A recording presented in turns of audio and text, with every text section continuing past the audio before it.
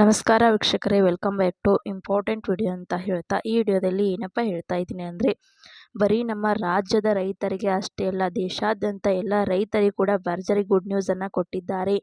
So ನಮ್ಮ PM Narendra ಮೋದಿಯವರು 3 ಬಾರಿ ಸ್ಟೇಜ್ಗೆ ಬಂದಿರುವಂಥದ್ದು. ಸೊ PM ಆಗಿ ಏನು ಆಡಳಿತಕ್ಕೆ ಬಂದರು ಅಲ್ವಾ, ಅಲ್ಲಿ ಒಂದು ವಾರದಲ್ಲಿನೇ ರೈತರಿಗೆ PM ಸಮ್ಮಾನ್ ನಿಧಿಯಲ್ಲಿ 17ನೇ ಕಂತಿನ ಹಣ 2,000 ರೂಪಾಯಿನ ರಿಲೀಸ್ ಮಾಡಿದ್ರು. ಎಷ್ಟು ಜನರಿಗೆ ಅಂದರೆ 9,30,00,000 ಫಲಾನುಭವಿಗಳಿಗೆ ಅಂದರೆ ರೈತರಿಗೆ ಹಣವನ್ನು ಬಿಡುಗಡೆ ಮಾಡಿದ್ರು. 2,000 ಕೋಟಿ ಅಂದರೆ 20,000 ಕೋಟಿ ಹಣವನ್ನು ರಿಲೀಸ್ ಮಾಡಿದ್ರು 9,30,00,000 ರೈತರಿಗೆ. ಸೊ ಅದರ ಬಳಿಕ 18ನೇ ಕಂತಿನ ಹಣಕ್ಕೆ ಕಾಯ್ತಾ ಇದ್ದೀರಾ? 18ನೇ ಕಂತಿನ ಹಣದಲ್ಲಿ ಗುಡ್ ನ್ಯೂಸನ್ನು ಕಾಯ್ದಿರುವಂಥದ್ದು. ಏನು ಗುಡ್ ನ್ಯೂಸ್? ಹಣವನ್ನು ಹೆಚ್ಚಳ ಮಾಡ್ತಾ ಇರುವಂಥದ್ದು. ಹಣ ಎಷ್ಟಕ್ಕೆ ಹೆಚ್ಚಳ ಮಾಡ್ತಾ ಇರುವಂಥದ್ದು? ಸೊ ಈಗಾಗಲೇ 4 ತಿಂಗಳಿಗೊಮ್ಮೆ 2,000 ರೂಪಾಯಿನ ಕೊಡ್ತಾ ಇದ್ರು. ಟೋಟಲ್ ಆಗಿ ಒಂದು ವರ್ಷಕ್ಕೆ 6,000ನ ಕೊಡ್ತಾ ಇದ್ರು. ಸೊ ಈಗ ಆ ಒಂದು ಹಣದಲ್ಲಿ ಹೆಚ್ಚಳ ಮಾಡ್ತಾ ಇರುವಂಥದ್ದು. ಸೊ ಅಷ್ಟರ ಮಟ್ಟಿಗೆ ಮಾಡುತ್ತಿದ್ದಾರೆ. ಯಾವ್ಯಾವ ತಿಂಗಳ ಹಣ ರಿಲೀಸ್ ಮಾಡುತ್ತಿದ್ದಾರೆ, ಸೊ ಎಲ್ಲಾನು ಕೂಡ ನಿಮಗೆ ಈ ಒಂದು ವಿಡಿಯೋದಲ್ಲಿ ತಿಳಿಸಿಕೊಡುತ್ತೇನೆ.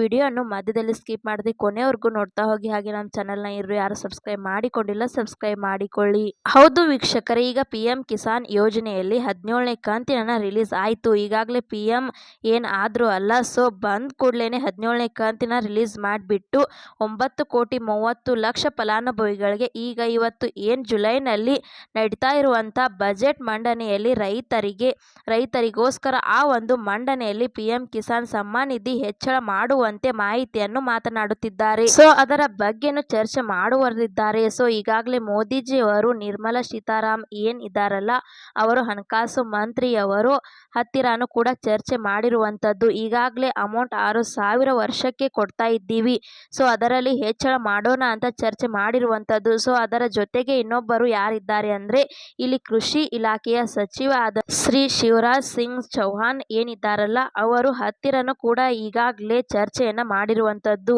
ಚರ್ಚೆ ಮಾಡಿ ಕೃಷಿ ಇಲಾಖೆಯ ಸಚಿವ ಹತ್ತಿರ ಮತ್ತು ಹಣಕಾಸು ಇಲಾಖೆಯ ಸಚಿವ ಹತ್ತಿರ ಚರ್ಚೆ ಮಾಡಿ ಈ ಒಂದು ಹಣವನ್ನು ಏರಿಕೆ ಮಾಡಲಿಕ್ಕೆ PM ಅವರು ಮುಂದಾಗಿರುವಂಥದ್ದು. ಸೊ ಅದಕ್ಕೋಸ್ಕರ ಈಗಾಗಲೇ ವರ್ಷಕ್ಕೆ 6,000 ಅಷ್ಟು ಹಣವನ್ನು ಕೊಟ್ಟರೆ ಎಷ್ಟು ಖರ್ಚು ಆಗುತ್ತಂತೆ? 3.04 ಲಕ್ಷ ಕೋಟಿ ಹಣ ವೆಚ್ಚ ಆಗುತ್ತಂತೆ. ವರ್ಷಕ್ಕೆ 6,000ದಂತೆ ಟೋಟಲ್ ಆಗಿ ಎಲ್ಲ ರೈತರಿಗೂ ಕೂಡ 3.04 ಲಕ್ಷ ಕೋಟಿ ಹಣವನ್ನು ಖರ್ಚು ಆಗುತ್ತಂತೆ. ಸೊ ಅದ ಬಳಿಕ ಈಗ ಮೊನ್ನೆನೇ ಏನು 17ನೇ ಕಂತಿನ ಹಣ 9.3 ಲಕ್ಷ ರೈತರಿಗೆ ಅಂದರೆ 9,30,00,000 ಏನು ರೈತರಿದ್ದಾರಲ್ಲ, ಸೊ ಅವರಿಗೆ ಎಲ್ಲರಿಗೂ ಕೂಡ ಹಣ ಬಿಟ್ಟು ಈಗ ಟೋಟಲ್ ಆಗಿ ನಮ್ಮ ರಾಷ್ಟ್ರದಲ್ಲಿ ಎಷ್ಟು ಇದ್ದಾರೆ ಅಂದರೆ 11 ಕೋಟಿ ರೈತರು ಇದ್ದಾರಂತೆ. ಸೊ 11 ಕೋಟಿ ರೈತರಲ್ಲಿ ಇನ್ನು ಎಷ್ಟು ಅರ್ಹರು ಇರುತ್ತಾರಲ್ಲ, ಅವರಿಗೆ ಎಲ್ಲರಿಗೂ ಕೂಡ ಹಣವನ್ನು ಬಿಡುಗಡೆ ಆಗಲಿದಂತೆ 18ನೇ ಕಂತಿನ ಹಣದಲ್ಲಿ. ಸೊ ಅಲ್ಲಿ 18ನೇ ಕಂತಿನ ಹಣದಲ್ಲಿ ಇನ್ನು 2,000 ರೂಪಾಯಿ ಹೆಚ್ಚಳ ಮಾಡುವವರು ಇದ್ದಾರಂತೆ. ಟೋಟಲ್ ಆಗಿ ಈಗ 6,000 ರೂಪಾಯಿ ಏನು ಬರುತ್ತಿತ್ತಲ್ಲ, ಟೋಟಲ್ ಆಗಿ ಈಗ 8,000 ರೂಪಾಯಿ ಹಣ ಬರುತ್ತಂತೆ.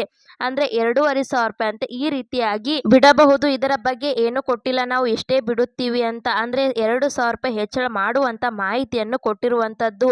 ಆ ಒಂದು 2,000 ರೂಪಾಯಿ ಹೆಚ್ಚಳ ಮಾಡಿರುವಂಥದ್ದು ಒಂದು ಮಾಹಿತಿಯನ್ನೇ ಈ ಒಂದು ಚರ್ಚೆಯನ್ನು ಮಾಡುವವರಿದ್ದಾರೆ ಈ ಒಂದು ಬಜೆಟ್ನಲ್ಲಿ. ಸೊ ಈ ರೀತಿ ಮಾಹಿತಿ ಬಂದಿತ್ತು ರೈತರಿಗೋಸ್ಕರ, ಈ ಒಂದು ಮಾಹಿತಿಯನ್ನು ತಿಳಿಸಿಕೊಟ್ಟಿದ್ದೇನೆ. ಸೊ ಈ ತಿಂಗಳು ಬಿಡುತ್ತಾರಂತೆ, ಏನಿಲ್ಲ ಅದರ ಬಗ್ಗೆ ಏನು ಮಾಹಿತಿ ಬಂದಿಲ್ಲ. ಟೋಟಲ್ ಆಗಿ 4 ತಿಂಗಳಿಗೊಮ್ಮೆ ಬಿಡುತ್ತಾ ಇದ್ದಾರೆ.